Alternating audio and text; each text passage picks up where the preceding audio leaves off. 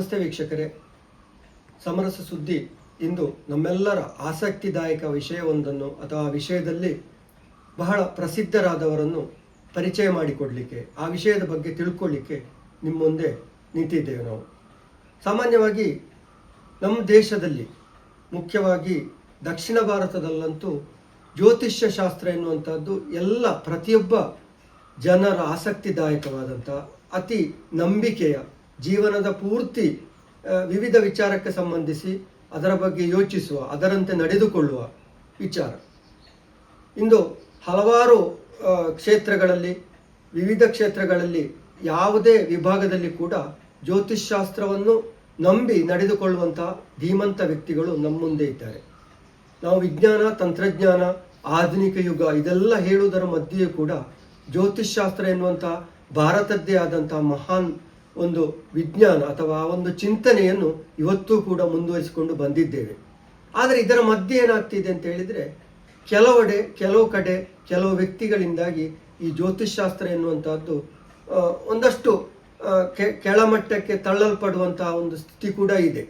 ಆದರೆ ನಮ್ಮ ಕಾಸರಗೋಡು ಜಿಲ್ಲೆಯಲ್ಲಿ ಅನೇಕ ವರ್ಷಗಳಿಂದ ಜ್ಯೋತಿಷಿಯಾಗಿ, ಜ್ಯೋತಿಷಾಸ್ತ್ರಜ್ಞನಾಗಿ, ಅದರ ಜೊತೆಗೆ ಕನ್ನಡದ ಒಬ್ಬ ಹೋರಾಟಗಾರನಾಗಿ, ಕನ್ನಡ ಸಾಹಿತ್ಯ ಪರಿಷತ್ತಿನ ಮುಖಂಡನಾಗಿ, ಜ್ಯೋತಿಷಾಸ್ತ್ರ ಸಹಿತ ವಿವಿಧ ಲೇಖನಗಳನ್ನು ಬರೆದು ಲೇಖಕನಾಗಿ ಗುರುತಿಸಿಕೊಂಡಂತಹ ವ್ಯಕ್ತಿ ಶ್ರೀಯುತ ಸುಕುಮಾರ ಆಲಂಪಾಡಿಯವರು. ಇಂದು ನಮ್ಮ ಜೊತೆ ಸುಕುಮಾರ ಆಲಂಪಾಡಿಯವರಿದ್ದಾರೆ. ಅವರ ಜೀವನ ಸಾಧನೆ ಇರ್ಬೋದು, ಜ್ಯೋತಿಷ್ಶಾಸ್ತ್ರದ ಬಗ್ಗೆ ಅವರ ಒಂದು ಅನಿಸಿಕೆ ಅಥವಾ ಅವರ ಒಂದು ತಿಳಿದುಕೊಂಡಂತಹ ವಿಚಾರಗಳನ್ನು ಇವತ್ತು ವೀಕ್ಷಕರ ಮುಂದೆ ಇಡ್ಲಿಕ್ಕೆ ಇಷ್ಟಪಡ್ತಾ ಇದ್ದೇವೆ. ಸುಕುಮಾರ ಆಲಂಪಾಡಿ ಅವರಿಗೆ ಹಾರ್ದಿಕವಾದಂತಹ ಸ್ವಾಗತಗಳು. ನಮಸ್ಕಾರ. ಅನೇಕ ವರ್ಷಗಳಿಂದ ನೀವು ಜ್ಯೋತಿಷ್ಶಾಸ್ತ್ರದಲ್ಲಿ ನಿರತರಾಗಿ ಜ್ಯೋತಿಷ್ಯ ಹೇಳುವುದರ ಜೊತೆಗೆ ನಿಮ್ಮ ಮುಖ್ಯವಾದಂತಹ ಒಂದು ಸಾಧನೆ ಗುರುತಿಸಬಹುದಂತ ವಿಷಯ ಏನು ಅಂತ ಹೇಳಿದ್ರೆ, ಜ್ಯೋತಿಷ್ಶಾಸ್ತ್ರದ ಬಗೆಗೆ ಅನೇಕ ಪುಸ್ತಕಗಳನ್ನು ಜನಸಾಮಾನ್ಯರಿಗೆ ಅರ್ಥವಾಗುವ ರೀತಿಯಲ್ಲಿ ಸರಳ ಭಾಷೆಯಲ್ಲಿ ಸಮಗ್ರವಾಗಿ ಬರೆಯುವಂತಹ ಒಂದು ಪರಿಪಾಠವನ್ನು ಇಟ್ಟುಕೊಂಡು ಅನೇಕ ಗ್ರಂಥಗಳನ್ನು, ಬಹುಶಃ 15-16 ಗ್ರಂಥಗಳನ್ನು ಅದಕ್ಕಿಂತಲೂ ಹೆಚ್ಚು ಇರ್ಬೋದು, ಪ್ರಕಟಿಸಿದ್ದೀರಿ. ಈಗ ಓರ್ವ ಕೃಷಿಕರಾಗಿದ್ದುಕೊಂಡು ಈ ಜ್ಯೋತಿಷ್ಶಾಸ್ತ್ರದ ಕಡೆಗೆ ನೀವು ಬರಲಿಕ್ಕೆ ಕಾರಣವಾದ ಅಂಶ ಏನು? ನಿರ್ದಿಷ್ಟವಾದ ಯಾವುದೇ ಒಂದು ಕಾರಣ ನಾನು ಹುಡುಕಲು ಸಾಧ್ಯವಿಲ್ಲ. ಸಾಧಾರಣವಾಗಿ ನಾನು ನನ್ನ ಗ್ರ್ಯಾಜುಯೇಷನ್ ಕಳೆದ ಮೇಲೆ ಪ್ರತಿ 5 ವರ್ಷದಲ್ಲಿ ಯಾವುದಾದ್ರೂ ಒಂದು ವಿಷಯವನ್ನು ಹಿಡಿದು ಅದರಲ್ಲಿ ಸತತವಾಗಿ ಅಧ್ಯಯನ ಮಾಡಿ ಏನಾದರೂ ಒಂದು ಸ್ವಲ್ಪವಾದರೂ ಜ್ಞಾನವನ್ನು ಅರ್ಜಿಸಬೇಕು ಎನ್ನುವ ಒಂದು ಕಲ್ಪನೆ ಇಟ್ಟುಕೊಂಡಿದ್ದೆ. ಹೊಸ ವಿಷಯಗಳಲ್ಲಿ ಆಮೇಲೆ ನಾನು ಕಾಲೇಜ್ ಓದ್ತಿರುವಾಗ ಗ್ರಾಫಾಲಜಿ ಅಥವಾ ಹಸ್ತಾಕ್ಷರ ಶಾಸ್ತ್ರದ ಬಗ್ಗೆ ಅಭಿರುಚಿ ಇತ್ತು. ಯಾಕಂದರೆ ಯಾವುದೋ ಒಂದು ಒಳ್ಳೆ ಪುಸ್ತಕ ಸಿಕ್ಕಿತ್ತು ಲೈಬ್ರರಿಯಲ್ಲಿ, ಅದನ್ನು ಓದಿ ನಾನು ಅದರಲ್ಲಿ ಆಸಕ್ತಿ ಹೊಂದಿ ಅದರಲ್ಲಿ ದೀರ್ಘವಾಗಿ ಅಭ್ಯಾಸ ಮಾಡಿದೆ. ಅದನ್ನು ಭಾರತೀಯ ಭಾಷೆಗಳಿಗೆ ಹೇಗೆ ಅನ್ವಯಿಸಬೇಕು ಎನ್ನುವ ರೀತಿಯನ್ನು ಕೂಡ ಅಳವಡಿಸಿಕೊಂಡು ನಾನೇ ಒಂದು ಹೊಸ ರೀತಿಯಲ್ಲಿ ಒಂದು ಟಿಪ್ಪಣಿ ಮಾಡಿಕೊಂಡು ಆ ಶಾಸ್ತ್ರವನ್ನು ಹೇಗೆ ಬೆಳೆಸಬೇಕು, ಹೇಗೆ ಉಪಯೋಗಿಸಿಕೊಳ್ಬೇಕು ಎನ್ನುವ ರೀತಿಯಲ್ಲಿ ನಾನು ಅಭ್ಯಾಸ ಮಾಡ್ತಾ ಬೆಳೆದು ಬಂದೆ. ಆಮೇಲೆ ನನಗೆ ಹೊಸದಾಗಿ ಕೆಲವೊಮ್ಮೆ ಒಬ್ಬರು ಅಬ್ನಾರ್ಮಲ್ ಸೈಕಾಲಜಿಯ ಬಗ್ಗೆ ಪುಸ್ತಕ ಕೊಟ್ಟರು. ಇದು ಓದಿದಾಗ ಇದು ತುಂಬ ವಿಷಯ ಇದೆ, ಇದರಲ್ಲಿ ಅಧ್ಯಯನ ಮಾಡಬೇಕು ಅಂತೇಳಿ ಮುಂದೆ ಒಂದು 5 ವರ್ಷ ಅದನ್ನೇ ಅಭ್ಯಾಸ ಮಾಡಿದೆ. ನಿಮ್ಮಷ್ಟಕ್ಕೆ ನೀವು ಅಧ್ಯಯನ? ನನ್ನಷ್ಟೇ. ನಾನು ಮತ್ತೆ ಹೊರಜೊತೆ ಯಾವುದನ್ನು ಹೇಳಲಿಲ್ಲ. ನನ್ನಷ್ಟೇ, ನನ್ನ ಪರಿಚಯದವರಿಗೆ ಮಾತ್ರ ಗೊತ್ತಿತ್ತು ನಾನು ಅಧ್ಯಯನ ಮಾಡ್ತಾ ಇದ್ದೇನೆ ಅಂತೇಳಿ. ಆಮೇಲೆ ನನಗೆ ಒಮ್ಮೆ KL ಶ್ರೀಮಾಲಿ ಅಂತೇಳಿ, ಡಾಕ್ಟರ್ ಶ್ರೀಮಾಲಿ ಅಂತೇಳಿ ಅವರೊಂದು ಪುಸ್ತಕ ಸಿಕ್ಕಿತು, ಅದು ಪಾಮಿಸ್ಟ್ರಿ ಬಗ್ಗೆ. ಪಾಮಿಸ್ಟ್ರಿ ಒಂದು ಇಂಟ್ರೆಸ್ಟ್ ಸಬ್ಜೆಕ್ಟ್ ಅಂತಾಯಿತು. ಆದರೆ ಇದನ್ನು ಅಭ್ಯಾಸ ಮಾಡ್ತಾ ಒಂದು 5 ವರ್ಷ ಕೆಲವು ವೈಯಕ್ತಿಕ ಕಾರಣಗಳಿಂದ ನಾನು ಒಮ್ಮೆ ಜ್ಯೋತಿಷಿಗಳಿಗೆ ಹೋಗಬೇಕಾಗಿತ್ತು ಬಂತು. ನಿಮಗೆ ಸ್ವತಃ ನನ್ನ ಯಾವುದೊಂದು ಪ್ರಶ್ನೆ ಇದೆ, ಅದು ಅವರು ಯಾರು ಹೇಳಿದ್ದು ನನಗೆ ಸರಿಯಾಗಿ ಉತ್ತರ ಎನಿಸಲಿಲ್ಲ. ನನ್ನ ಪ್ರಶ್ನೆಗೆ ಬೇಕಾದ ಉತ್ತರ ಅಂದರೆ, ಜ್ಯೋತಿಷಿಯಲ್ಲಿ ನಾವು ಒಂದು ವಿಷಯವನ್ನು ನಾವು ತಿಳಿದುಕೊಳ್ಬೇಕು, ಇದರ ಸಾಧ್ಯತೆಗಳು ಎಷ್ಟು. ಯಾವುದೇ ಒಂದು ಶಾಸ್ತ್ರ ನಮ್ಮ ಜೀವನದ ಎಲ್ಲ ವಿಷಯಗಳನ್ನು ಪರಿಪೂರ್ಣವಾಗಿ ಅದರ ಎಲ್ಲ ಪ್ರಾಬ್ಲಮ್ಸ್ ನಿವಾರಿಸುವಂತ ಶಕ್ತಿಯನ್ನು ಹೊಂದಿಲ್ಲ.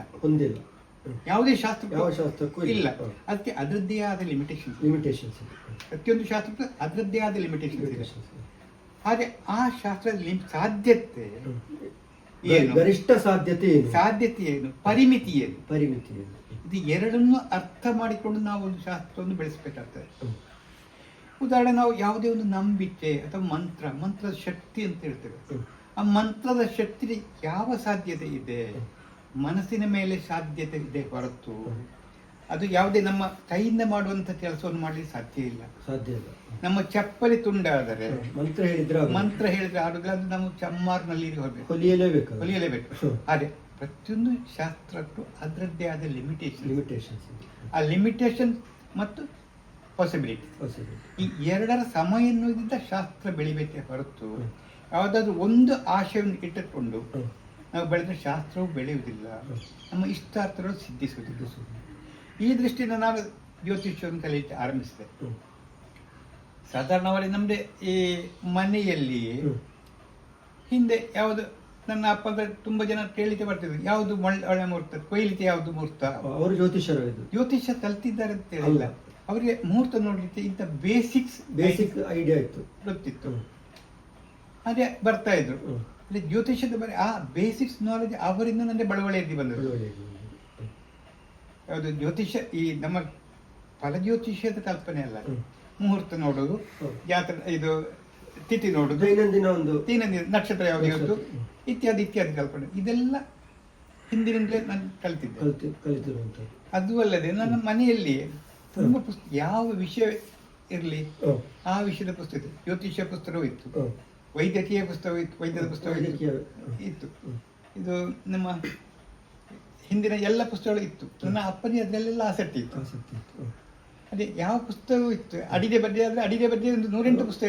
ಹಿರಿಯರೆಲ್ಲ ಆ ರೀತಿಯ ಪುಸ್ತಕಗಳನ್ನು ಇಟ್ಟುಕೊಂಡು ಮನೇಲಿ ಇಟ್ಕೊಂಡಿರ್ತಿದ್ರು, ಓದ್ತಿದ್ರು. ಅದು ಇದು ಬೇರೆ ಬೇರೆ ವಿಷಯಗಳನ್ನ ತಿಳ್ಕೊಳ್ತಿದ್ರು. ಹೀಗೆ ನಾನು ಜ್ಯೋತಿಷ್ಯವನ್ನು ನಾನು ಕಲಿಬೇಕಾದ್ರೆ ನನಗೆ ಈ ಶಾಸ್ತ್ರೀಯವಾದಿ ಜ್ಯೋತಿಷ್ಯವನ್ನು ಅಧ್ಯಯನ ಮಾಡುವವರಿಗೆ ಒಂದು ಪುಸ್ತಕ ಇಲ್ಲ ಎಂದು ನಿಮ್ಮ ಗಮನಕ್ಕೆ ಬಂತು. ಈಗ ಅದು ಆಮೇಲೆ ಮಾತಾಡ್ತೀನಿ ಪುಸ್ತಕದ ಬಗ್ಗೆ. ಈಗ ನೀವು ತಿಳ್ಕೊಂಡಾಗಿ ಈಗ ವೇದಗಳ ಕಣ್ಣು ಅಂತ ಹೇಳಿ ಸಾಮಾನ್ಯವಾಗಿ ಜ್ಯೋತಿಷ್ಯವನ್ನು ಹೇಳುವಂತದ್ದು, ವೇದಗಳ ಕಣ್ಣು ಅಂತ ಹೇಳಿ.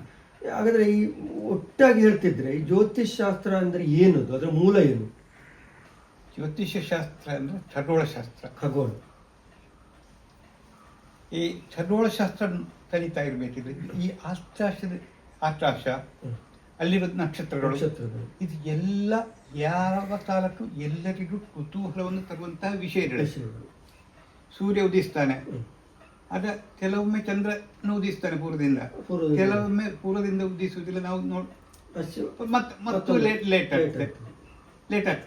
ಇದೆಲ್ಲ ನಿತ್ಯ ಕುತೂಹಲದ ವಿಷಯಗಳಂತೂ ನಮ್ಮ ಋಷಿ ಮುನಿಗಳ ಅಧ್ಯಯನ ಮಾಡಿದರು.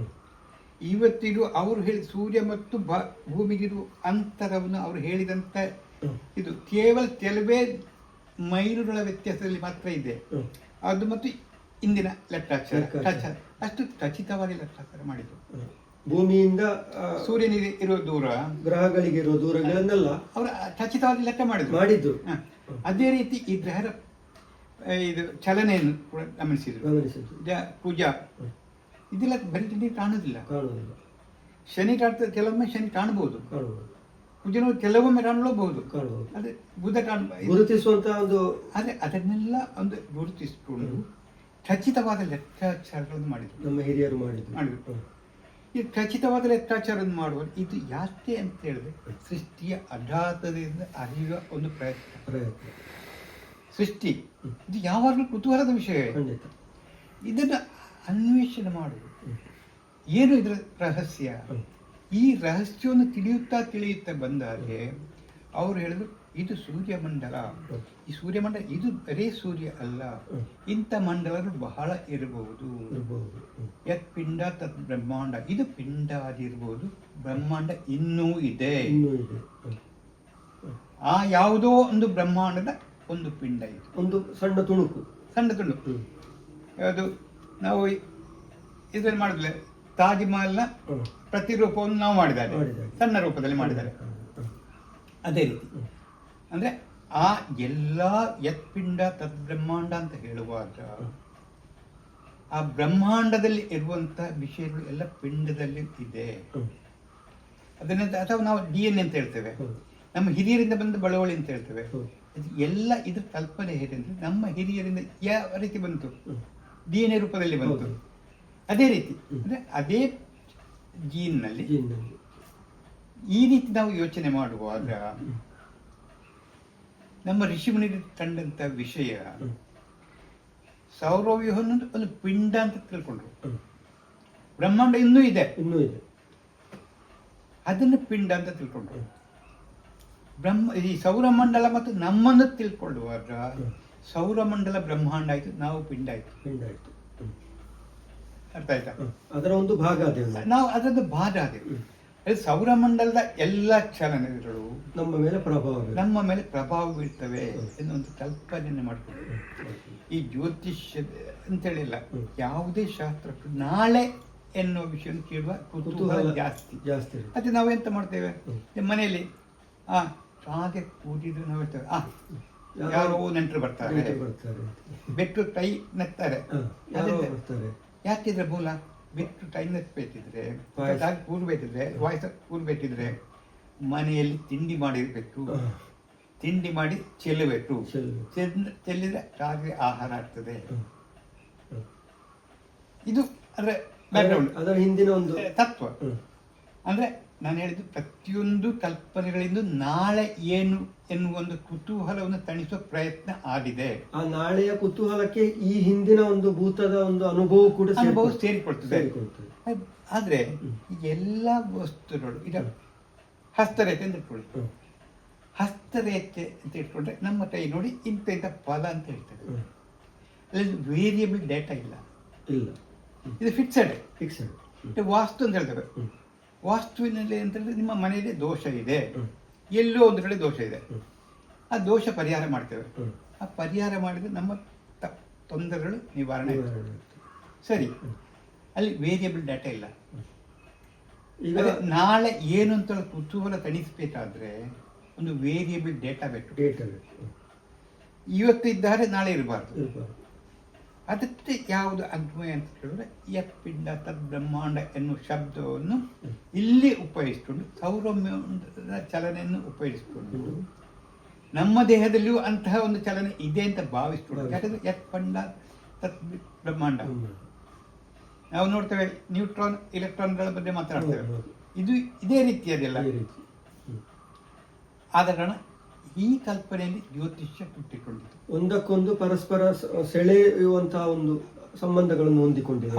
ಯಾಕಂದ್ರೆ ಈ ಸೌರಮಂಡಲದಲ್ಲಿ ಇರುವಂತಹ ಚಲನೆಗಳು ಇದನ್ನು ನಮ್ಮ ಋಷಿ ಮುನಿಗಳು ತರಾರುವಾಗಿ ಹಿಡಿದಿದ್ದರು. ಅದೇ ಚಲನೆಗಳು ನಮ್ಮ ದೇಹದಲ್ಲಿ ಇರಬಹುದು ಎನ್ನುವಂತಹದ್ದು ಚಲನೆಗಳು. ಅದು ಇಲ್ಲ ಅಂತ ಹೇಳಿಟ್ಟು ಬರುವುದಿಲ್ಲ, ಅದನ್ನು ಸಾಧಿಸಿ ತೋರಿಸು ಅಂತ ಹೇಳಿ ನನ್ನ ಹತ್ರ ಯಾರಾದ್ರೂ ಕೇಳಿದ್ರೆ ಅದು ಸಾಧಿಸಿ ತೋರಿಸಲಿಕ್ಕೆ ಸಾಧ್ಯ ಆಗುವುದಿಲ್ಲ. ಆದರೆ ಅನುಭವದಿಂದ ಸರ್ಕಮ್ಸ್ಟಾನ್ಷಿಯಲ್ ಎವಿಡೆನ್ಸಸ್ ಅದು ಕೊಡ್ಲಿಕ್ಕೆ ಸಾಧ್ಯ ಆಗ್ತದೆ. ಯಾಕಂದ್ರೆ ನಾನೊಬ್ಬ ಜೀವವಿಜ್ಞಾನಿ ಅಲ್ಲ.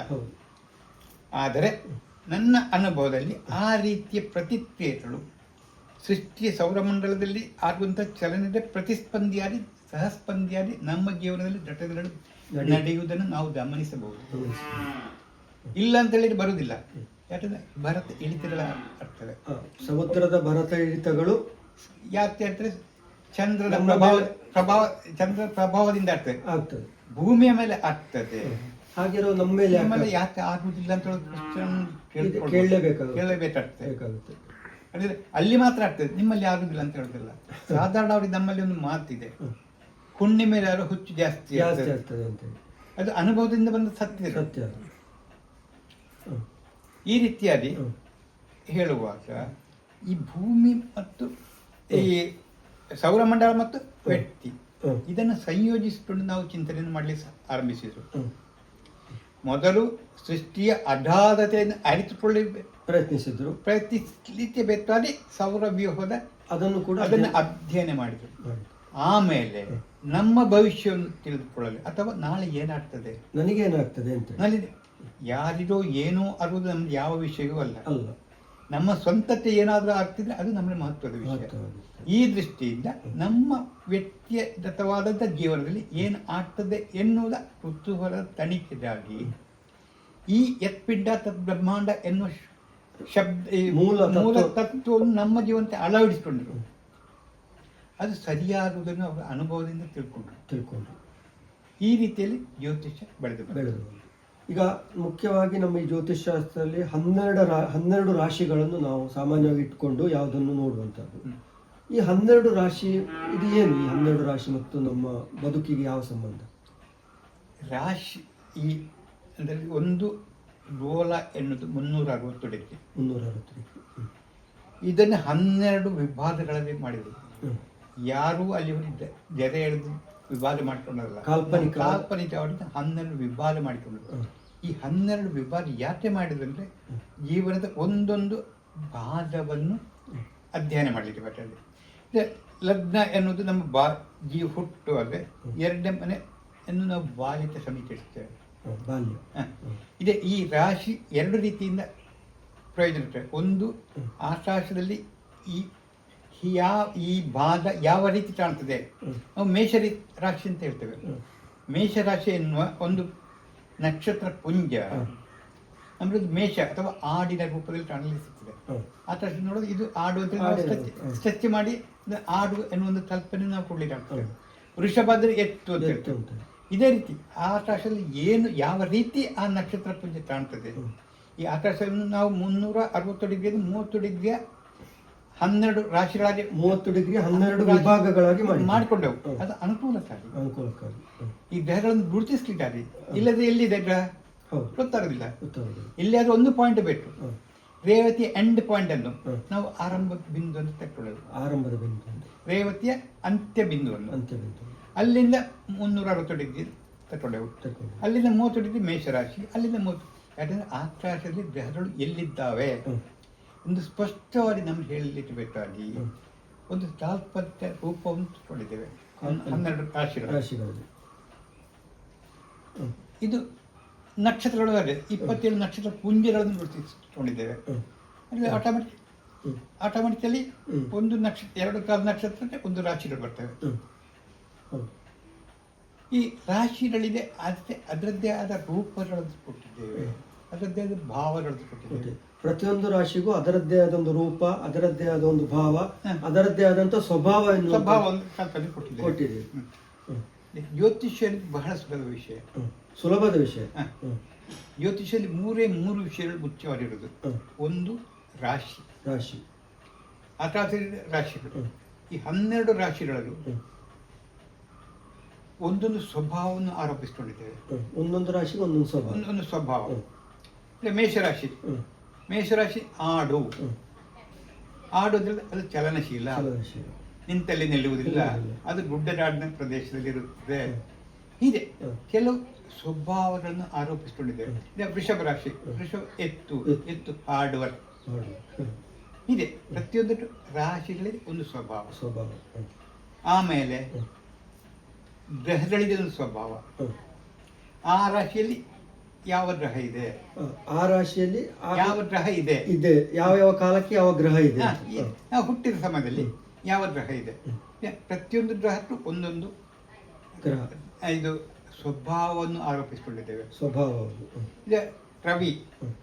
ರವಿ ಸೂರ್ಯಮಂಡಲದಲ್ಲಿ ಅತ್ಯಂತ ಹಳೆಯ ಗ್ರಹ. ತಂದೆ ಮನೆಯಲ್ಲಿ ತಂದೆ, ಅದರ ಪರ್ಯಾಯ ಅಥಾರಿಟಿ, ಅಧಿಕಾರ. ಯಾಕೆ ಅವನೇ ಸೂರ್ಯಮಂಡಲದ ರಾಜ್ಯ. ಆ ರಾಶಿಯಲ್ಲಿ ಆ ನಕ್ಷತ್ರ ಇರುವಾಗ ಅವನೇ ಅಧಿಪತಿಯಾಗಿರ್ತಾನೆ ಅಂತ. ಹೌದು. ನಾನು ಏನ್ ಹೇಳ್ತಾ ಇದ್ದೇನೆ, ಅದೇ ಗ್ರಹಗಳಿದೆ, ಒಂದೊಂದು ಸ್ವಭಾವ ಇದೆ. ರಾಶಿಗೊಂದು ಸ್ವಭಾವ ಇದೆ, ನಕ್ಷತ್ರಕ್ಕೊಂದು ಸ್ವಭಾವ. ನಕ್ಷತ್ರ ಅಲ್ಲ, ನಾವು ನಕ್ಷತ್ರವನ್ನು ಇಲ್ಲಿ ಅನುಲಕ್ಷಿಸುವುದಿಲ್ಲ. ಇಲ್ಲ, ರಾಶಿಗೊಂದು ಸ್ವಭಾವ ಇದೆ, ಗ್ರಹಕ್ಕೊಂದು ಸ್ವಭಾವ, ಮತ್ತೊಂದು ಭಾವಕ್ಕೊಂದು ಸ್ವಭಾವ ಇದೆ. ಭಾವಕ್ಕೆ ಕೂಡ ಒಂದು ಸ್ವಭಾವ.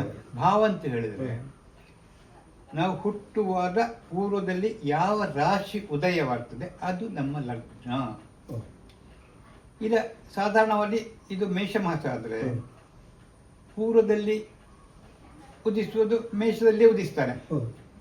ಪ್ರಾತಃ ಕಾಲದಲ್ಲಿ ಅಂದರೆ ಬೆಳೆದ ಉದಯ ಕಾಲದಲ್ಲಿ ಮೇಷ ಲಗ್ನ ಆಗಿರ್ತದೆ.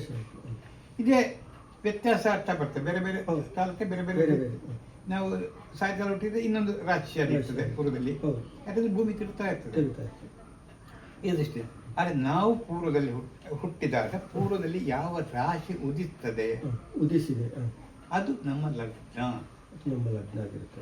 ಆ ಲಗ್ನದ ಆಧಾರದಲ್ಲಿ ನಾವು ಎಲ್ಲ ಭಾವವನ್ನು ಕಲ್ಪಿಸ್ತೇವೆ. ಹೌದು. ಈ ಲಗ್ನ ಅಂತ ಹೇಳಿದ್ರೆ ನಮ್ಮ ಹುಟ್ಟು, ಒಟ್ಟು. ಹುಟ್ಟಿನ ಸಮಯ, ಹುಟ್ಟಿದ ರಾಶಿ. ರಾಶಿ. ಇದು ನಮ್ಮ ಜೀವನದ ಎಲ್ಲ ಕಲ್ಪನೆಗಳಿಗೂ ಮೂಲ. ಮೂಲ ಆಗುವಂಥದ್ದು. ಅಲ್ಲಿಂದ ನಾವು 12 ಭಾವಗಳನ್ನು ಕಲ್ಪಿಸಿಕೊಂಡಿದ್ದೇವೆ. ಈ 302ನೇ ಭಾವ ಹೌದು. ಹಣಕಾಸು, ಮಕ್ಕಳು, ಕುಟುಂಬ, ಇದೆಲ್ಲ ಮಕ್ಕಳಿಲ್ಲ, ಕುಟುಂಬ, ಕುಟುಂಬ, ವಿದ್ಯೆ ಇತ್ಯಾದಿ ಇತ್ಯಾದಿ. 3ನೇದು ಸಹೋದರ, ಪರಾಕ್ರಮ ಇತ್ಯಾದಿ ಇತ್ಯಾದಿ. ಇದೆ. ಪ್ರತಿ 12 ಭಾವಗಳಿಗೂ ಒಂದೊಂದು ಸ್ವಭಾವವನ್ನು ಕಲ್ಪಿಸಿಕೊಂಡಿದ್ದೇವೆ. 12 ಭಾವಗಳಿಗೆ ಒಂದೊಂದು ಸ್ವಭಾವ, ಒಂದೊಂದು ವಿಷಯಗಳು. ವಿಷಯ. ಈ ಭಾವ, ರಾಶಿ, ನಕ್ಷತ್ರ, ಗ್ರಹ, ಈ 3ರ ಕಾಂಬಿನೇಷನ್ ಮಾತ್ರ ನಾವು ಫಲ ಹೇಳಲಿಕ್ಕೆ ಸಾಧ್ಯ. ಫಲ ಹೇಳಲಿಕ್ಕೆ ಸಾಧ್ಯ. ಈ 3 ವಿಷಯ ಇರುವುದು ಜ್ಯೋತಿಷ್ಯದಲ್ಲಿ. ಈಗ ನೀವು ಗ್ರಹದ ಬಗ್ಗೆ ಈಗ ಒಂದಷ್ಟು ಹೇಳಿದಿರಿ, ಇದು ರಾಶಿ ಮತ್ತು ಗ್ರಹದ ಬಗ್ಗೆ. ಈ ಗ್ರಹಗಳು ನಮ್ಮ ಮೇಲೆ ಬೀರುವ ಪ್ರಭಾವಗಳು ಏನಿರ್ತದೆ? ಅದು ಒಂದೊಂದು ಗ್ರಹಗಳು ಒಂದೊಂದು ರೀತಿಯ ಪ್ರಭಾವಗಳನ್ನು ಬರ್ತವೆ. ಕುಜ ನಾವು ಏನನ್ನು ಆರೋಪಿಸಿಕೊಂಡಿದ್ದೇವೆ? ಡೈನಾಮಿಕ್. ನವಗ್ರಹಗಳು ಒಟ್ಟು 9 ಗ್ರಹಗಳು ಇದೆ. ತುಂಬಾ ಜನ ಆರ್ಗ್ಯೂ ಮಾಡ್ತಾರೆ, ಜ್ಯೋತಿಷಿಗಳಿಗೆ ಗ್ರಹಗಳ ಕುರಿತು ಮಾಹಿತಿ ಇಲ್ಲ. ಯಾವುದು? ಸೂರ್ಯ ಗ್ರಹ, ಸೂರ್ಯ ಮಾತ್ರ ಗ್ರಹ, ಉಳಿದದೆಲ್ಲ ಉಪಗ್ರಹ. ಇದು ಚಂದ್ರ, ಸೂರ್ಯನ ಒಂದು ಉಪಗ್ರಹ. ಚಂದ್ರ ಭೂಮಿಯ ಉಪಗ್ರಹ. ಭೂಮಿಯ ಉಪಗ್ರಹ. ಹೌದು ಹೌದು, ಭೂಮಿಯ ಉಪಗ್ರಹ. ಹಾಗಾದ್ರೆ ನಿಮ್ಗೆ ಇಲ್ಲ. ರಾಹು ಕೇತು ಇಲ್ಲ. ಆದ್ರೆ ಒಂದು ವಿಷಯವನ್ನು ನಾವು ಇಲ್ಲಿ ಮರಿತೇವೆ. ಅಂದ್ರೆ ಪ್ರತಿಯೊಂದು ಶಾಸ್ತ್ರಕ್ಕೂ ಅದರದ್ದೇ ಆದೊಂದು ಭಾಷೆ. ಇದನ್ನು ಸೆಲ್ ಅಂತ ಹೇಳ್ತೇವೆ ನಾವು. Cell, battery. ಅದು ಜೀವಶಾಸ್ತ್ರದ ಬರುವಾಗ ಜೀವಕೋಶ ಅಥವಾ ಹಿಸ್ಟ್ರಿ ಮಾಸ್ಟರ್ ಹೇಳುವಾಗ ಅದು ಸೆಲ್ ಅಂತೇಳಿ, ಅಂಡಮಾನ್ ಸೆಲ್, ಜೈಲಿನ ಸೆಲ್ಲಿನ ಅರ್ಥ ಏನಾದಿದ್ರೆ ಹಲವು ಭಾವದಲ್ಲಿ ಹಲವು. ಆ ಶಾಸ್ತ್ರಕ್ಕೆ ಇರುವ ಭಾವ. ಈಗ ವ್ಯಾಸ ಅಂತ ಹೇಳಿದ್ರೆ ಲೆಕ್ಕದ ಮಾಸ್ಟರ್ ವ್ಯಾಸ ಬೇರೆ, ಕನ್ನಡ ಪಂಡಿತರ ವ್ಯಾಸ ಬೇರೆ. ಆದ್ರೆ ಕನ್ನಡ ಪಂಡಿತ ತಪ್ಪಿದಾರ? ಇಲ್ಲ. ಪ್ರತಿಯೊಂದು ಶಾಸ್ತ್ರಕ್ಕೂ ಅದರದ್ದೇ ಆದ ಭಾಷೆ, ಲ್ಯಾಂಗ್ವೇಜ್. ಆ ಭಾಷೆಗೆ ಅನುಗುಣವಾಗಿ ಅದನ್ನು ಅರ್ಥ ಮಾಡ್ತೇವೆ. ಒಂದು ಶಬ್ದ ಅಮ್ಮ ಅಂತ ಹೇಳೋ ಶಬ್ದ, ಅಮ್ಮ ಅಂತ ಹೇಳೋ ಶಬ್ದಕ್ಕೆ ಎಲ್ಲಾ ಕಡೆ ಒಂದೇ ಅರ್ಥ ಇಲ್ಲ. ನಮ್ಮ ತುಳುವಲ್ಲಿ ಅದಲ್ಲ ನಾನು ಹೇಳಿದ್ದು. ಯಾಕಂದ್ರೆ ಅಮ್ಮ ಅಂತ ಹೇಳುದು ನಾವಿಲ್ಲಿ ತಾಯಿನ ಹೇಳ್ತೇವೆ.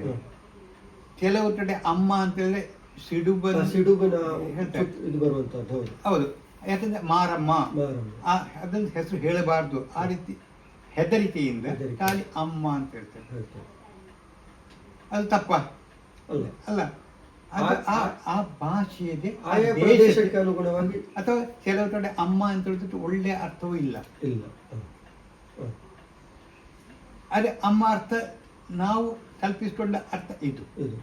ಯಾವಾಗಲೂ ಭಾಷೆಗೆ ಆರೋಪಿಸಿಕೊಂಡ ಅರ್ಥ ಮುಖ್ಯವೇ ಹೊರತು ಡೆರಿವೇಟಿವ್ ಅಂತ ಹೇಳ್ತಾರೆ, ನಿರುಕ್ತ ಅಂತ ಹೇಳ್ತೇವೆ. ಯಾವುದು? ಈ ಶಬ್ದದಿಂದ ಹೀಗೆ ವ್ಯುತ್ಪತ್ತಿ ಆಯ್ತು, ವಿತ್ತದಿಂದ ವೇದ ಆಯ್ತು ಅಂತ ಹೇಳ್ತೇವೆ. ಅದು ವಿತ್ತೆಲ್ಲಿಂದ ಆಯ್ತು? ಮೂಲ. ಅದು ಮೂಲ. ಮೂಲಕ್ಕೆ ಯಾವ್ದಾದ್ರು ಆರೋಪಿಸಿಕೊಂಡ ಶಬ್ದ ಅರ್ಥ ಆಯ್ತಾ? ಯಾವ್ದು ಒಂದು ಮೂಲಕ್ಕೆ ನಾವು ಆರೋಪಿಸಿಕೊಂಡ ಅರ್ಥ.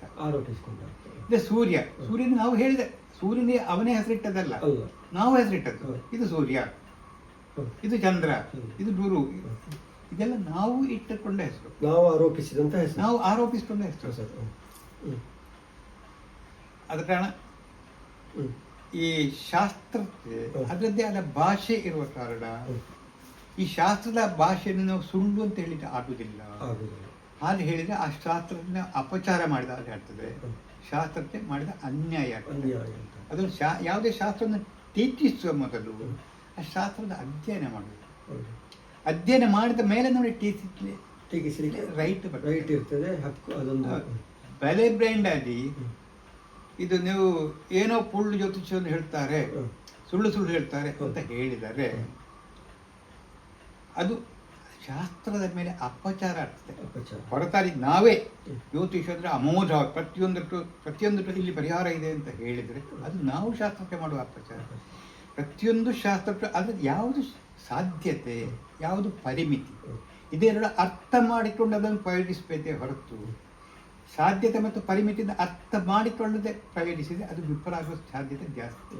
ನಾವು ಟೀಕೆ ಮಾಡೋದಾಗಲಿ ಹೊರಡೊಳಿಕೆಯಾಗಲಿ ಇದು ಎರಡು ಸಾಧ್ಯತೆ ಮತ್ತು ಪರಿಮಿತಿಗಳನ್ನು ಅರ್ಥ ಮಾಡಿಕೊಂಡು ಮಾಡಿದರೆ ಮಾತ್ರ ಅದು ಪ್ರಯೋಜನ ಆಗ್ತದೆ, ವೈಜ್ಞಾನಿಕ ಆಗ್ತದೆ.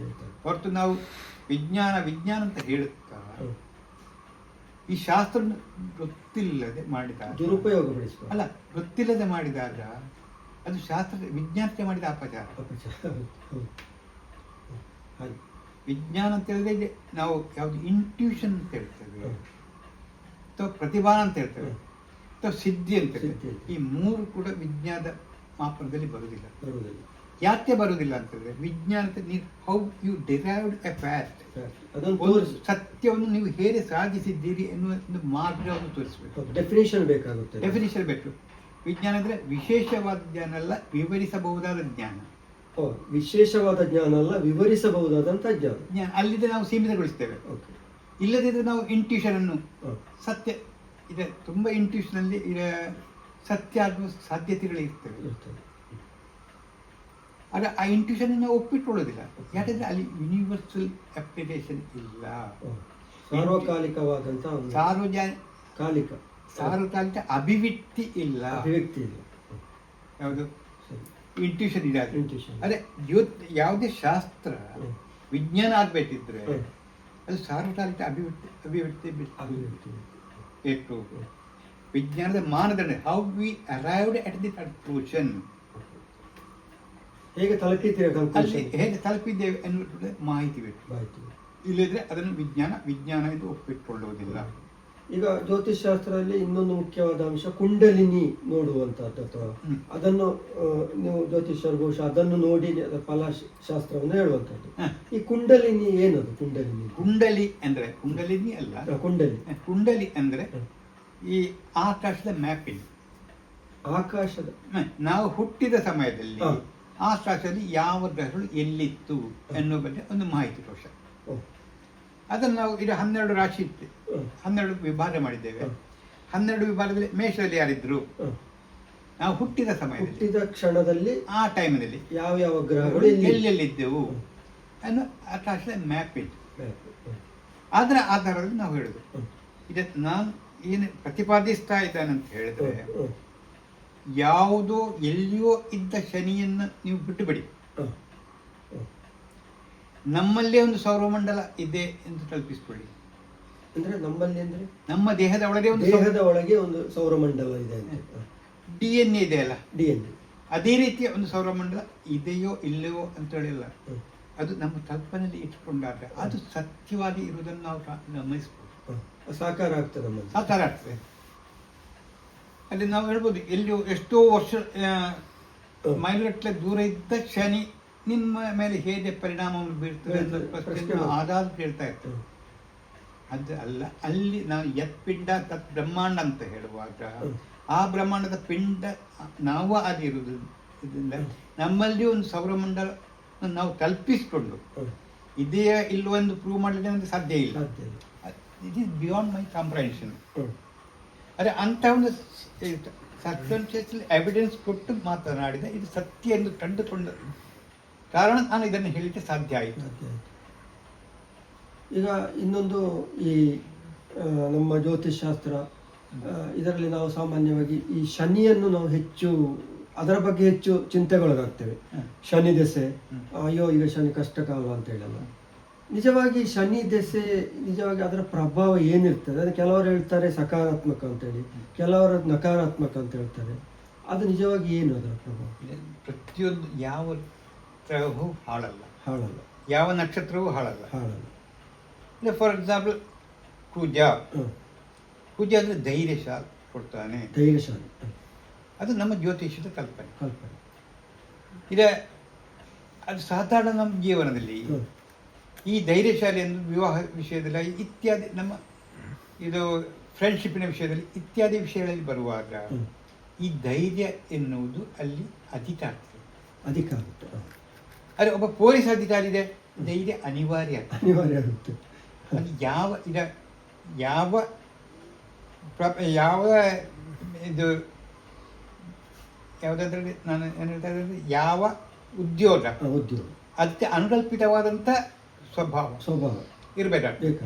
ಈಗ ಒಬ್ಬ ಪೊಲೀಸ್ ಅಧಿಕಾರಿ ಧೈರ್ಯ ಬೇಕಾಗ್ತದೆ. ಹಾಗಿದ್ರೆ ಪೂಜೆ ಹಾಳ, ಪೂಜೆ 6ರಲ್ಲಿದ್ದರೆ ಅವ ಅಧಿಕಾರಿ ಇರ್ತಾನೆ, ಧೈರ್ಯಶಾಲಿಯಾಗಿ ಇರ್ತಾನೆ. ಅಂದರೆ ಪೂಜೆ 6ರಲ್ಲಿದ್ದರೆ ಅವರ ಪೊಲೀಸ್ ಇತ್ಯಾದಿ ಹುದ್ದೆಗಳಲ್ಲಿ ಸಕ್ಸಸ್ ಆಗ್ತಾನೆ. ಅಥವಾ ಪೂಜೆ ಲಗ್ನದಲ್ಲೇ ದ್ವಿತೀಯದಲ್ಲಿ ಕೂತ್ಕೊಳ್ಳೋದ ಏನಾಗ್ತಾನೆ, ಅವರಿಗೆ ಈ ಕುಟುಂಬ ಸಂಬಂಧವಾದ ಕಲಹಗಳು ಬರುವ ಸಾಧ್ಯತೆಗಳು ಜಾಸ್ತಿ ಇರ್ತದೆ. ಆದರೆ ಅಲ್ಲಿ ಶನಿ ಪೂಜೆ ಹಾಳಾಗ್ತಾನೆ. ಶನಿ ಈ meant for hard work without emanation. ಕೆಲವೊಮ್ಮೆ ಎಮಿನೇಷನ್ ಇಲ್ಲದೆ ಕೆಲಸ ಮಾಡಲಿಕ್ಕೂ ಶನಿಯ ಕಾರಣ ಆಗ್ತದೆ. ನಿರಂತರವಾದ ಶ್ರಮ ನಿರಂತರವಾದ ಶ್ರಮ ಕೆಲವೊಮ್ಮೆ ಅತಿರೇಕವಾದ ಜಾಡ್ಯವೂ ಆಗ್ತದೆ, ನಿರಂತರ ಜಾಡ್ಯವೂ ಆಗ್ತದೆ.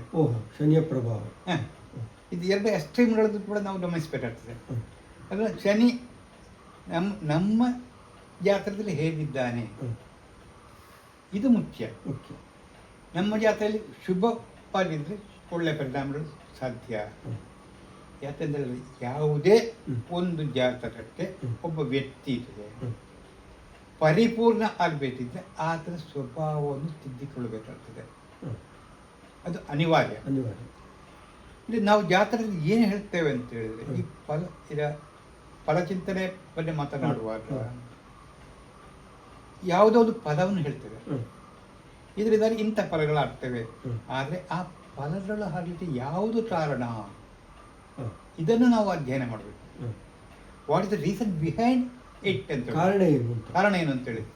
ಒಬ್ಬ ಪಾಪಾಷ್ಟಮಿ ವಿಧವತ ಅಂತ ಹೇಳಿದ್ದಾರೆ. ಅಷ್ಟಮದಲ್ಲಿ ಪಾಪರಿಂದ ವಿಧವಾ ಯೋಗ ಬರ್ತದೆ ಅಂತೇಳಿ. ಆದರೆ ವಿಧವಾ ಯೋಗ ಇಲ್ಲದ ಜಾತಿಗಳು ಪಾಪ ಅಷ್ಟಮದಲ್ಲಿ ಪೂಜೆ ಇದ್ದು ವಿಧವೆ ಆಗದವರು ಇದ್ದಾರೆ, ತುಂಬಾ ಜನ ಇದ್ದಾರೆ. ಯಾಕೆ ಅನ್ನೋದನ್ನ ಅಧ್ಯಯನ ಮಾಡಬೇಕು. ರೀಸನ್ ವೈ ಇಟ್ ಹ್ಯಾಪನ್ಸ್ ಅಂತೇಳಿ. ಆದರೆ ಪಾಪಾಷ್ಟಮಿ ವಿಧವತ್ತ ಅಂತ ಹೇಳೋದು ಸಾಧಾರಣ ಅಷ್ಟಮದಲ್ಲಿದ್ದ ಗ್ರಹರು 2 ನೋಡ್ತಾರೆ, 2ನೇ ಮನೆಯನ್ನು ನೋಡ್ತಾರೆ. ಅಷ್ಟಮ ನಮ್ಮ ದಾಂಪತ್ಯದ ಮನೆ. ಇಲ್ಲಿ ಪಾಪಗ್ರಹರಿರುವ ದಾಂಪತ್ಯಕ್ಕೆ ತೊಂದರೆ ಆಗ್ತದೆ.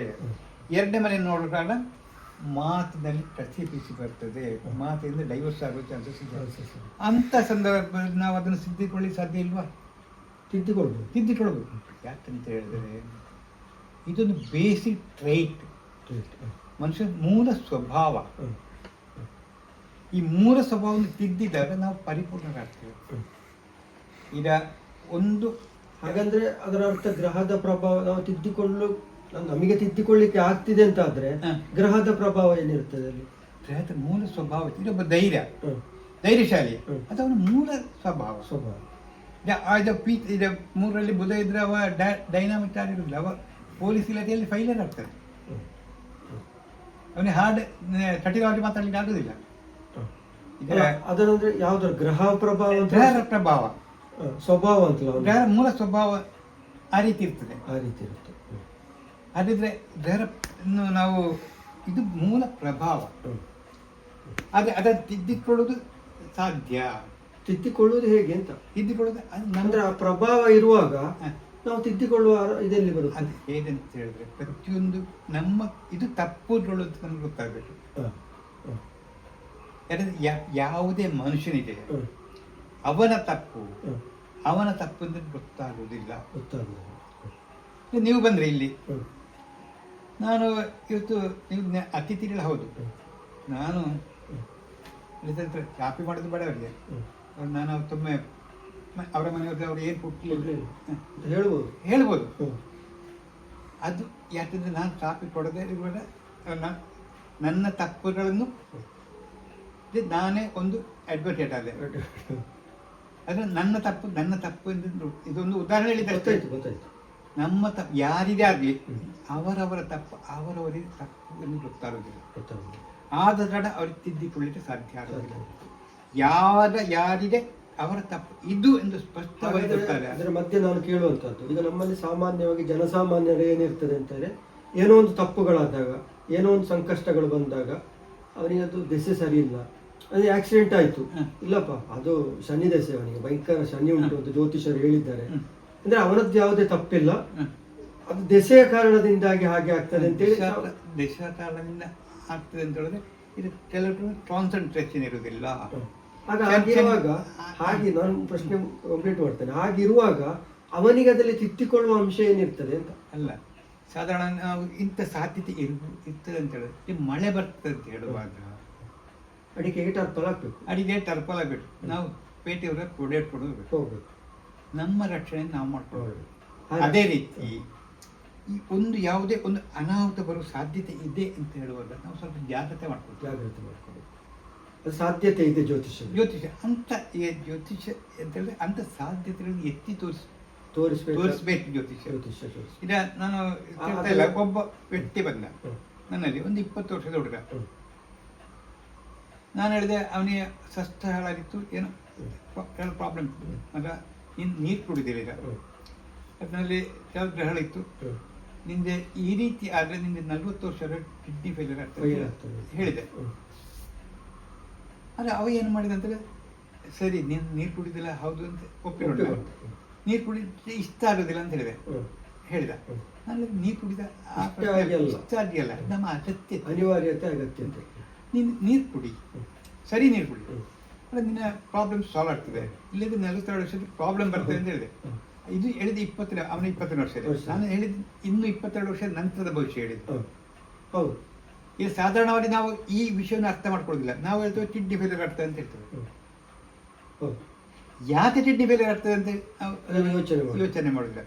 ವೈಟ್ ಹ್ಯಾಪನ್ಸ್, ಯಾಕೆ ಜ್ಯೋತಿಷ್ಯ ಅನ್ನೋದು ಅದನ್ನು ಹೇಳಬೇಕು. ಜ್ಯೋತಿಷ್ಯ ಎನ್ನುವುದು ಜಾಸ್ತಿ ಎನ್ನುವ ಪ್ರಶ್ನೆಗೆ ಉತ್ತರ ಕೊಡದಿದ್ರೆ ಜ್ಯೋತಿಷ್ಯ ವೈಜ್ಞಾನಿಕ ಆಗುವುದಿಲ್ಲ, ಜ್ಯೋತಿಷ್ಯ ಜನೋಪಯೋಗಿ ಆಗುವುದಿಲ್ಲ. ಹೊರತಾಗಿ ಜ್ಯೋತಿಷ್ಯ 10 ಜನರನ್ನು ಹಿಪ್ಪೆ ಮಾಡೋದು ಇದು ತಪ್ಪಿನ ಜಾಣ ಆಗ್ತದೆ, ವ್ಯಾವಹಾರಿಕ ಆಗ್ತದೆ. ಈಗ ಇದರಲ್ಲಿ ಇನ್ನೊಂದು, ಈ ಸಮಸ್ಯೆ ಬರುವಾಗೆಲ್ಲ ಜ್ಯೋತಿಷ್ಯಗಳು ಸಾಮಾನ್ಯವಾಗಿ ಇಂಥ ಹೋಮ ಮಾಡಿ, ಇಂಥ ದೇವಸ್ಥಾನಕ್ಕೆ ಹೋಗಿ, ಇಂಥ ಸೇವೆಗಳನ್ನು ಮಾಡಿ ಅಂತ ಹೇಳಲ್ಲ ಒಂದು ಸಲಹೆ ಕೊಡುವಂಥದ್ದು. ಅದೇನು ಅದರ ಅದರ ಫಲ ಏನಿರುತ್ತೆ ಅಂತ ನೀವು ಹೇಳಿದ ಈ ಫಲದಲ್ಲಿ ಇರುತ್ತೆ. ಇದು ಯಾವುದೇ ಒಂದು ಕಷ್ಟ ಬರುವಾಗ ಪ್ರಧಾನವಾಗಿ ನಾವು ನಂಬಿಕೆ ನಾವು ನಂಬಿದ ವಿಷಯಗಳು. ಪೂಜೆ ಮಾಡು, ಯಾತ್ರೆ ಮಾಡ್ತೇವೆ, ಸಂಕಲ್ಪ ಮಾಡ್ತೇವೆ. ಯಾತ್ರೆ ಮಾಡ್ತೇವೆ, ನಮಗೆ ಏನು ಕಷ್ಟಗಳು ಬಂದಿದೆ, ನನ್ನ ಮಗಳಿಗೆ ಮದುವೆ ಆಗಲಿಲ್ಲ, ಏನೋ ಒಂದು ತಾಪತ್ರಯ, ಆ ತಾಪತ್ರಯದ ಕುರಿತಾಗಿ ನಾವು ಚಿಂತನೆ ಮಾಡ್ತೇವೆ. ಅಲ್ಲಿ ನಾವು ಚಿಂತನೆ ಮಾಡುವಾಗ ಯಾರೋ ಒಬ್ಬ ದೇವರಿದ್ದಾನೆ, ಅವನು ನಮಗೆ ಹೆಲ್ಪ್ ಮಾಡ್ತಾನೆ ಅನ್ನೋ ನಂಬಿಕೆ ಬರ್ತದೆ.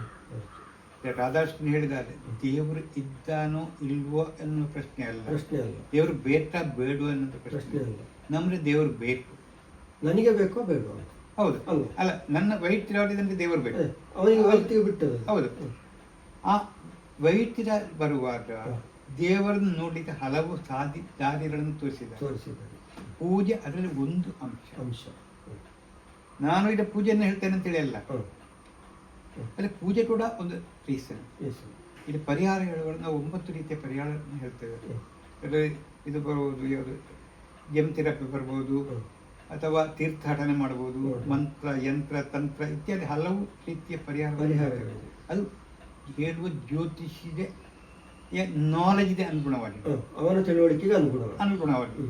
ಅದು ಜನರಲಿ ಯಾವ ಪೂಜೆ ಹೇಳುವಾಗ ನಾವು ಜನರಲ್ ಟಾನಿಕ್ ಇದ್ದಾರೆ, ಪ್ಯಾರಾಸಿಟಮಾಲ್ ಇದ್ದಾಗ ಅಲ್ಲ, ನಿಮ್ಗೆ ಏನಿದ್ರು ಇದು ಆಗ್ತದೆ, ಎಲ್ಲಾದ್ರೂ ಕೊಡ್ಬೋದು. ಅದು ಪ್ರಯೋಜನ ಆಗ್ತದ ಇಲ್ವಂತ ಪ್ರಶ್ನೆ ಬೇರೆ. ಆದ್ರೆ ಅವನಿಗೆ ನಂಬಿಕೆ ಆಗ್ತದೆ. ಕೆಲವೊಮ್ಮೆ ಮಾನಸಿಕವಾದ ಒಂದು ಸಿದ್ಧತೆಯನ್ನೇ ಮಾಡ್ಕೊಳ್ತಾರೆ. ಆದರೆ ನಾವು ಕರೆಕ್ಟ್ ಆಗಿ ಅನಾಲಿಸಿಸ್ ಮಾಡಿ, ಇಂಥ ಪ್ರಾಬ್ಲಮ್ಸ್ ಇದೆ, ಈ ನಿನ್ನ ತಪ್ಪುಗಳು ಇದಿದೆ. ಫಾರ್ ಎಕ್ಸಾಂಪಲ್, ನಾವು ಲಗ್ನಾಧಿಪತಿ ತೃತೀಯದಲ್ಲಿದ್ದು ನಾವು ಹೇಳ್ತೇವೆ ಶಾರ್ಟ್ ಟೆಂಪರ್ ಅಂತೇಳಿ. ಅದು ಆಟೋಮೆಟಿಕ್ಲಿ ಏನಾಗ್ತದೆ, 40 ವರ್ಷ 50 ವರ್ಷ BP ಬರ್ತದೆ. ಅಲ್ಲಿ 6ನೇ ಮನೆ ಹಾಳಾಗಿದ್ರೆ ಕಿಡ್ನಿ ಬರ್ತದೆ.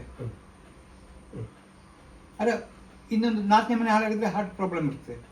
ಇದು ಎಲ್ಲ ಆರಂಭ ಆಗುವುದು ಎಲ್ಲಿಂದ? ಲಗ್ನಾಧಿಪತಿ ಬೇಸಿಕ್ ಟ್ರೈಟ್ಸ್ ಶಾರ್ಟ್ ಟೆಂಪರ್. ಇದು ನಾನು ಶಾರ್ಟ್ ಟೆಂಪರ್ ಕಡಿಮೆ ಅದು ಇದೆ ಪ್ರಾಬ್ಲಮ್ ಇದೆ ಅಂತ ಅದು ಒಪ್ಪಿದ ನಂತರ ಅದನ್ನು ತಿದ್ದಲಿಕ್ಕೆ ಪ್ರಯತ್ನ ಮಾಡಬೇಕು. ಆಗ ಪ್ರಯತ್ನ ಮಾಡಿದ್ರೆ ನಿಧಾನ, ಇವತ್ತಲ್ಲ ನಿಧಾನವಾಗಿ ತಿದ್ದಲಿಕ್ಕೆ ಪ್ರಯತ್ನ ಮಾಡ್ತಾರೆ. ಆದರೆ ಏನಾಯಿತು, 40 ವರ್ಷದ ಮೇಲೆ ಅವನಿಗೆ BP ಬರೋದಿಲ್ಲ. ಉಳಿದ ಕಾರಣದಿಂದ ಬರ್ಬೋದು, ಅದೆಲ್ಲ ಒಂದು ಸಾಧ್ಯತೆ. ಇದು ಶಾರ್ಟ್ ಟೆಂಪರ್, ಅಲ್ಲಿ ನಾವು ಅಲ್ಲಿ ಬ್ರೇಕ್ ಆಗ್ತೇವೆ. ಅವನ ಲಾಂಗ್ ಟೈಮ್ ಪರ್ಸ್ಪೆಕ್ಟಿವ್ ಇಂದ, ದೀರ್ಘಕಾಲ ದೃಷ್ಟಿಯಿಂದ ನಾವು ಈ ಪರಿಹಾರವನ್ನು ಈಗ ಹೇಳಿದರೆ 40 ವರ್ಷದಲ್ಲಿ ಪ್ರಾಬ್ಲಮ್ ಬರುವುದಿಲ್ಲ. ಅಲ್ಲಿ ನಾವು ಪ್ರಿಕಾಷನ್ ಮೆಷರ್ಸ್ ತಗೊಳ್ಬೋದು. ಈ ರೀತಿಯ ಒಂದು ಚಿಂತನೆ.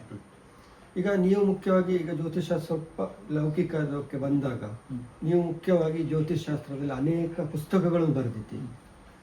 ಸಾಮಾನ್ಯವಾಗಿ ಮುಖ್ಯವಾಗಿ ನೀವು ಇಲ್ಲಿ ಹೇಳಲ್ಪಡುವ ವಿಚಾರಗಳು ಅಥವಾ ಪುಸ್ತಕಗಳು ಯಾವ್ಯಾವುದು, ನಿಮ್ಮ ಕೃತಿಗಳ ಬಗ್ಗೆ ಒಂದಷ್ಟು? ಯಾಕೆಂದ್ರೆ ಸುಮಾರು 1980-82 ಆ ಕಾಲಘಟ್ಟದಿಂದ ಉದಯವಾಣಿ ಪತ್ರಿಕೆಯಲ್ಲಿ ನಿರಂತರವಾಗಿ ನೀವು ಜ್ಯೋತಿಷ್ಯ ಲೇಖನಗಳು ಬರೆದವರು. ಆ ಬಳಿಕ ಕಾಸರಗೋಡಿನ ನಮ್ಮ ಸ್ಥಳೀಯ ಕಾರವಲ್ ಪತ್ರಿಕೆಯಲ್ಲಿ ಕೂಡ ಅನೇಕ 10 ವರ್ಷಗಳಿಂದ ನಿರಂತರವಾಗಿ ಭಾನುವಾರ ನಿರಂತರ ಲೇಖನವನ್ನು ಬರೆದವರು. ಬಹುಶಃ ಈ ಜ್ಯೋತಿಷ್ ಶಾಸ್ತ್ರಕ್ಕೆ ಸಂಬಂಧಿಸಿ ನಮ್ಮ ಕನ್ನಡ ನಾಡಿನಲ್ಲಿ ಈ ರೀತಿಯ ಒಂದು ಲೇಖನ ಪರಂಪರೆಯನ್ನು ಬರೆದವರು ಯಾರು ಇಲ್ಲ ಅಂತಲೇ ಹೇಳ್ಬೋದು. ಅದು ಸುಕುಮಾರ ಆಲಂಪಾಡಿ ಅವರೇ ಆ ರೀತಿ ಜನರಿಗೆ ಹೆಚ್ಚು ಪರಿಚಿತರು, ಜ್ಯೋತಿಷ್ಯ ಲೇಖಕರು ಅಂತೇಳಿ. ಯಾವ ಮುಖ್ಯ ಕೃತಿಗಳನ್ನು ನೀವು ಬರೆದಿದ್ದೀರಿ? ನಾನು ಫಸ್ಟ್, ಯಾಕಂದ್ರೆ ಜ್ಯೋತಿಷ ಕಲಿಯುವಾಗ ಜ್ಯೋತಿಷದ ಮಾದರಿ ಪುಸ್ತಕ ಇಲ್ಲ. ಯಾಕಂದ್ರೆ ಯಾವುದೋ ವಿಷಯದ ಕ್ರೋಢೀಕರಣ ಇದೆ, ಇನ್ಫಾರ್ಮೇಶನ್ ಸ್ಟಡ್ಡೆಡ್ ವಿತ್ ಇನ್ಫಾರ್ಮೇಶನ್ ಸ್ಪ್ಲಿಟ್ ಆಗಿದೆ. ಅದನ್ನು ಒಂದು ವ್ಯವಸ್ಥಿತವಾಗಿ ನಾವು ಕ್ರೋಢೀಕರಿಸಿ ಒಂದು ಪಾಠ, ಆಧುನಿಕ ದೃಷ್ಟಿಯ ಪಾಠ ಪದ್ಧತಿ ಎಲ್ಲಿಯೂ ಇಲ್ಲ. ನಾವು ಯಾವುದು ಸಿಲೆಬಸ್ ಕೊಡ್ತಾ ಇದ್ದೇವೆ, ಈ ಸಿಲೆಬಸ್ ಕೂಡ ಯಾವುದೋ ಡಿಪ್ಲೊಮಾ ಕೊಡ್ತಿದ್ದೋ ಅದ್ರ ಸಿಲೆಬಸ್ ಅಲ್ಲಿ ಕೂಡ ಒಂದು ವ್ಯವಸ್ಥಿತವಾಗಿ ಇದು ಉಪಯೋಗಕಾರಿಯಾಗಿ ಅಂತ ಯಾವುದೇ ಒಂದು ಪ್ರಯತ್ನ ಅಲ್ಲಿ ನಡೆದಿಲ್ಲ. ನಾನು ಜ್ಯೋತಿಷ್ಯ ಸ್ವಯಂ ಕಲಿತ ಕಾರಣ ಅಂದರೆ ಇದು ಫಸ್ಟ್ ನನ್ನ ಪ್ರಾಬ್ಲಮ್ ಏನಂತಂದರೆ ಅಲ್ಲಿ ಒಂದು ಪಾಠ ಪದ್ಧತಿ ಇಲ್ಲ, ಒಂದು ವ್ಯವಸ್ಥಿತ ಪಾಠ ಪದ್ಧತಿ ನೀವು ಅರಿತುಕೊಂಡಿರಿ, ನಿಮ್ಮ ಸಂಕಷ್ಟವನ್ನು ನೀವು ಹೌದು. ಅದೇನು ಮಾಡೋದು, ಅದೇ ಒಂದು ಈ ಮೆಥಾಡಿಕಲ್ ಜ್ಯೋತಿಷ್ಯವನ್ನು ಕಲಿಯುವ.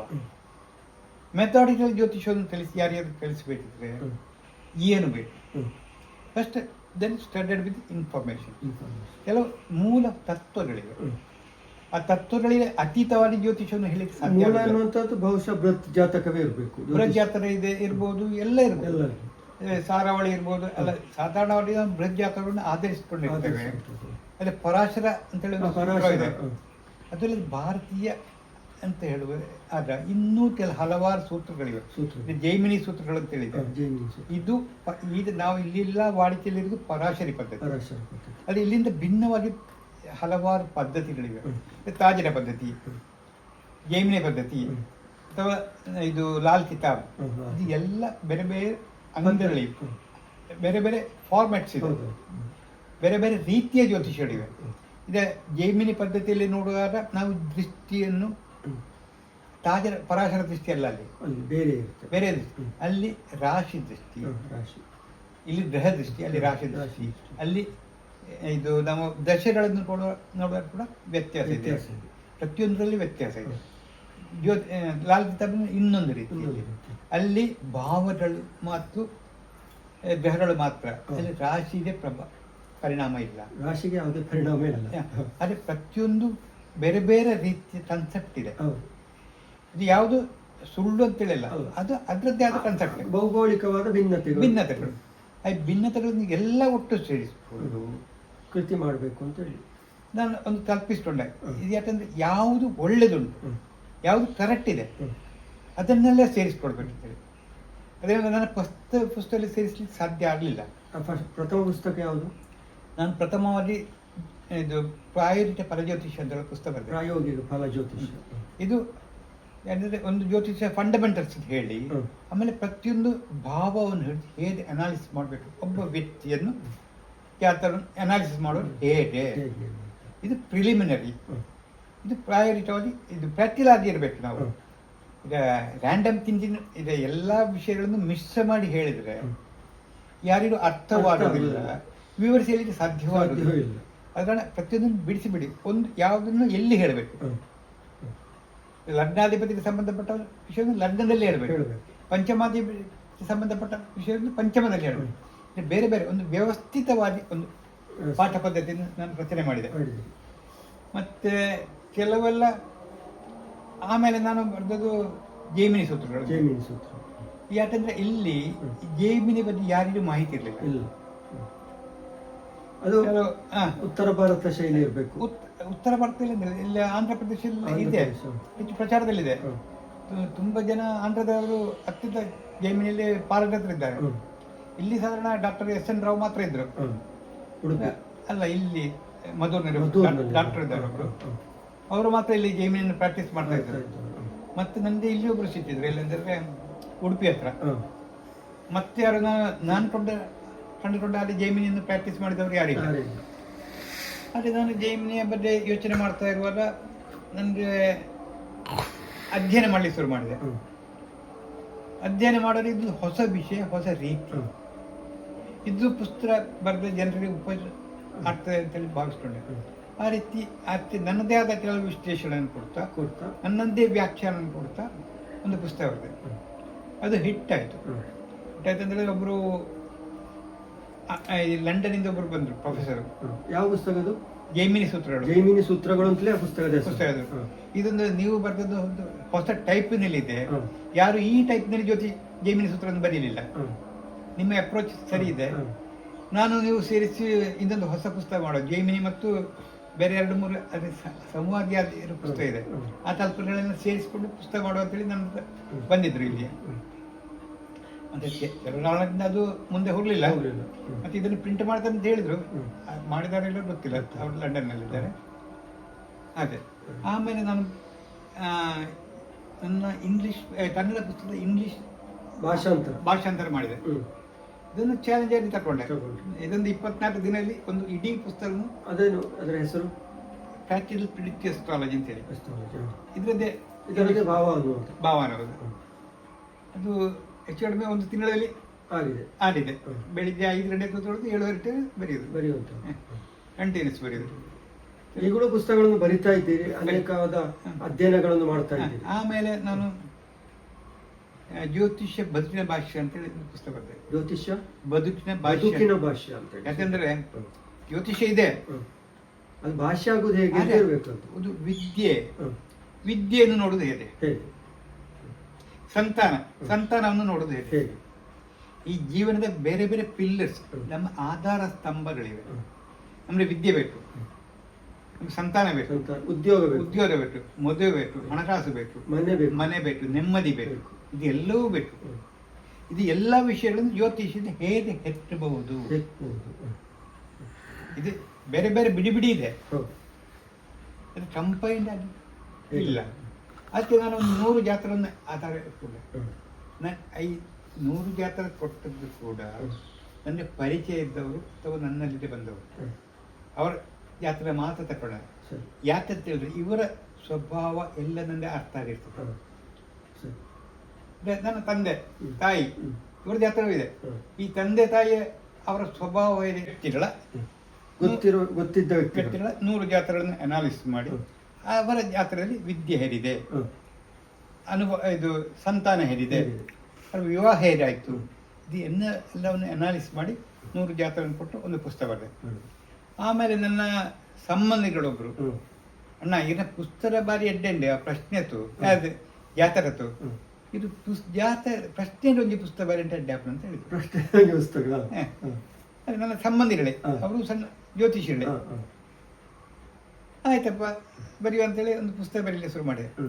ಶುರು ಮಾಡುವಾಗ ಈ ಸಾಧಾರಣವಾಗಿ ಎಲ್ಲ ಪುಸ್ತಕಗಳಿಗೆ ಎಲ್ಲ ವಿಷಯಗಳ ಕುರಿತು ಮಾಹಿತಿ ಸಿಗುವುದು. ಆಗ ಜೈಮಿನಿ, ತಾಜಟ, ಲಾಲ್ಕಿತ ಇದು ಎಲ್ಲ ವಿಷಯಗಳನ್ನ ಸೇರಿಸಿಕೊಂಡು ಹೇಳಿದರೆ ಇದು ಹೆಚ್ಚು ಉಪಯೋಗಕಾರಿ ಅಂತೇಳಿ ಕಂಡಿತು. ಆದರೆ ಇದು ಎಲ್ಲವನ್ನೂ ಸೇರಿಸಿಕೊಂಡು ಪ್ರಶ್ನೆ ಸಂದೇಶ ದೇವ ಪ್ರಶ್ನೆ ಅಂತ ಹೇಳಿದೆ. ಪ್ರಶ್ನೆ ಸಂದೇಶ ದೇವ ಪ್ರಶ್ನೆ ಅಂತ ಹೇಳಿದ್ರೆ ಈ ಅಷ್ಟಮಂಗಲ ಪ್ರಶ್ನೆ ಇತ್ಯಾದಿಗಳನ್ನು ದೇವ ಪ್ರಶ್ನೆ ಅಂತ ಹೇಳ್ತೇವೆ. ಇದನ್ನು ಯಾಕೆ ಒಂದೇ ಪುಸ್ತಕದಲ್ಲಿ ಮಾಡಿದೆ ಅಂತ ಹೇಳಿದ್ರೆ ಈ ಫಂಡಮೆಂಟಲ್ಸ್ ಎರಡು ಒಂದೇ. ಈ ಪ್ರಶ್ನೆ ಮತ್ತು ದೇವ ಪ್ರಶ್ನೆ ಎರಡು ಫಂಡಮೆಂಟಲ್ಸ್ ಒಂದೇ. ಆಮೇಲೆ ಮಾತ್ರ ದೇವ ಪ್ರಶ್ನೆ ಬೇರೆ, ಈ ಜೀವ ಪ್ರಶ್ನೆ ಬೇರೆ. ವ್ಯತ್ಯಾಸ ಆಗ್ತದೆ. ವ್ಯತ್ಯಾಸ. ಅದು ಎರಡು ಪುಸ್ತಕ ಮಾಡಿದ್ರು ಈ ಫಸ್ಟಿನ ಪ್ರಿನ್ಸಿಪಲ್ ಎರಡಟ್ಟು ಒಂದೇ. ಒಂದೇ. ಇದು ಶತ್ರುನರಳು ನಾವು ಪ್ರಶ್ನೆಯಾದರೂ ಉಪಯೋಗಿಸ್ತೇವೆ, ದೇವ ಪ್ರಶ್ನೆಯಾದರೂ ಉಪಯೋಗಿಸ್ತೇವೆ. ಅದೇ ಪ್ರತಿಯೊಂದು ಅಷ್ಟೇ ಈ ಫಂಡಮೆಂಟಲ್ಸ್ ಒಂದೇ. ಈ ಕಾರಣದಿಂದ ಇದೆ ಎರಡನ್ನು ಕ್ಲಬ್ ಮಾಡಿ ಪ್ರಶ್ನೆ ಸಂದೇಶ ದೇವ ಪ್ರಶ್ನೆ ಅಂತ ಬರೆದೆ. ಈ ದೇವ ಪ್ರಶ್ನೆಯ ಆಧಾರ ಇದು ಕ್ಲಾಸಿಕ್ಸ್ ಶಾಸ್ತ್ರೀಯ ಪ್ರಶ್ನೆ ಮಾತ್ರ. ಈ ಪ್ರಶ್ನೆ ಸಂದೇಶಕ್ಕೆ ನಾನು ಈ ಆರ್ಡಿನರಿ ಪುಸ್ತಕ ಈ ಪ್ರಶ್ನೆ ಮಾರ್ಗದ ಒಂದಿದೆ. ಜೈಮಿನಿ, ತಾಜೆತ ಇತ್ಯಾದಿ ಎಲ್ಲ ಪುಸ್ತಕಗಳಿಂದ ಯಾವುದು ಒಳ್ಳೆಯ ವಿಷಯಗಳು ಇದೆಯೋ ಒಳ್ಳೆಯ ವಿಷಯಗಳು ಎತ್ತಿಕೊಂಡೆ. ಅಂದ್ರೆ ಯಾಕೆ ಅಂತ ಹೇಳಿದ್ರೆ ಇದು ಪರಿಪೂರ್ಣ ಆಗ್ಬೇಕಿದ್ರೆ ಯಾವುದೇ ಒಂದು ವಿಷಯ ಪರಿಪೂರ್ಣ ಅಲ್ಲ. ಇದು ಪ್ರಶ್ನೆ ಮಾರ್ಗದಲ್ಲಿ ಕೆಲವು ವಿಷಯಗಳನ್ನು ಹೇಳುವುದಿಲ್ಲ. ಇದು ಒಂದು ಆಸ್ತಿ ತೆಗೆದುಕೊಳ್ತೇವೆ, ಇದು ತೆಗೆದುಕೊಂಡ್ರೆ ಏನು ಪ್ರಾಬ್ಲಮ್, ಇದು ಎಲ್ಲವನ್ನೂ ಹೇಳುವುದಿಲ್ಲ. ಅದನ್ನೇ ನಾವು ಯಾವುದ್ರಲ್ಲಿ ನಾನು ತಾಜಕದಿಂದ ಎತ್ತಿಕೊಂಡೆ. ಯಾವುದು ನಮಗೆ ಅಗತ್ಯವು ಅದು ಎಲ್ಲ ಆಯಾಮಗಳಿಂದ ಹೆಚ್ಚಿಕೊಂಡು ತಾಜತ, ಜೈಮಿನಿ, ಪರಾಶರ ಈ ಮೂರರಿಂದ ಮತ್ತೆ ದೈವಜ್ಞ ವಲ್ಲಭ ಅಂತ ಹೇಳಿದ ಪುಸ್ತಕ ಇದೆ, ಅದು ಕೂಡ ಒಳ್ಳೆ ಕ್ಲಾಸಿಕ್ಸ್. ಇದೆಲ್ಲವನ್ನು ಮಿಶ್ರ ಮಾಡಿಕೊಂಡು ಅಗತ್ಯದ ವಿಷಯಗಳನ್ನು ಹೆಕ್ಕಿ ಒಂದು ಕನ್ಸಾಲಿಡೇಟೆಡ್ ಅಥವಾ ಹೋಲಿಸ್ಟಿಕ್ ಅಪ್ರೋಚ್ ಅಂತ ಹೇಳ್ತೇವೆ. ಹೋಲಿಸ್ಟಿಕ್ ಅಪ್ರೋಚ್ ಇದೆ ಅಪ್ರೋಚ್ನಲ್ಲಿ. ಆದರೆ ಏನಾಯ್ತು ಅಂದ್ರೆ ನಮ್ಗೆ ಯಾವುದೇ ಪ್ರಶ್ನೆ ಬಂದರೂ ಇದೊಂದು ವ್ಯವಸ್ಥಿತವಾಗಿ ಬಂದಿದೆ. ಇದು ಫಸ್ಟ್ ನಮ್ಮ ಲಗ್ನದ ಕುರಿತು ಚಿಂತೆ ಅದು ಫಸ್ಟ್ ಭಾವದಲ್ಲಿ ಬಂತು. ದ್ವಿತೀಯದ ಕುಟುಂಬದ ಬಗ್ಗೆ ಚಿಂತನೆ ಮಾಡ್ತಿದ್ರೆ ಅದು ದ್ವಿತೀಯದಲ್ಲಿ ಬಂತು. ಇದೆ ಒಂದು ವ್ಯವಸ್ಥಿತವಾಗಿ ಪ್ರಶ್ನೆಯನ್ನು ಬರೆದೆ. ಇದು ದೇವ ಪ್ರಶ್ನೆ ಅಂತ ಹೇಳೋ ಪ್ರಶ್ನೆ ಸಂದೇಶ ದೇವ ಪ್ರಶ್ನೆಯ ಪುಸ್ತಕದಲ್ಲಿ. ಆಮೇಲೆ ಇದು ಎಲ್ಲ ಏನು ಬರೆಯುವುದಂತ ಯೋಚನೆ ಮಾಡ್ತಾ ಇರುವಾಗ ಒಂದು ಪಾರಿಭಾಷೆ ಕನ್ನಡ ಭಾಷೆಯಲ್ಲಿ ಸಾಹಿತ್ಯದಲ್ಲಿರುವ ಜ್ಯೋತಿಷ್ಯ ಪಾರಿಭಾಷೆಗಳ ಪದಕೋಶ ಮಾಡಬೇಕಂತೇಳಿ ಒಂದು ಸಲಹೆ ಬಂತು ಕನ್ನಡ ಸಾಹಿತ್ಯ ಅಕಾಡೆಮಿ. ಆದರೆ ನಾನು ಬರೀಲಿಕ್ಕೆ ಶುರು ಮಾಡಿದೆ. ಆದರೆ ಅದು ಪರಿಪೂರ್ಣ ಆಗುವುದಿಲ್ಲ ಅಂತ ಹೇಳುವಾಗ ಎಲ್ಲ ಭಾಷೆಗಳಲ್ಲಿ ಇದ್ದ ಜ್ಯೋತಿಷದ ಎಲ್ಲ ಪಾರಿಭಾಷೆಯ ಶಬ್ದಗಳನ್ನು ಅಳವಡಿಸಲಿಕ್ಕೆ ಪ್ರಯತ್ನ ಎಲ್ಲ ಭಾಷೆಗಳು ಜ್ಯೋತಿಷ್ಯದ ಅನುಬಂಧಿಸಿಕೊಂಡ ವಾಸ್ತು ಕೂಡ ಒಂದು ರೀತಿಯಲ್ಲಿ ಜ್ಯೋತಿಷ ಅನುಬಂಧಿಸಿಕೊಂಡ ವಿಷಯ.